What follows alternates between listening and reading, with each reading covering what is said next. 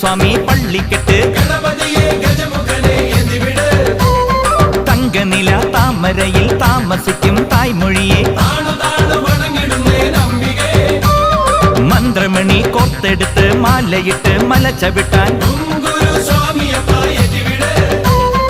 അവിലടയും ശർക്കരയും മരിപൊടിയും തിരുശരവും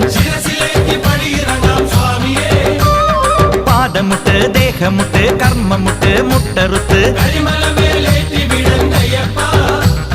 തകൃതിത്താൻ തോട്ടത്തിൽ വാവരെയും തോഴനാക്കി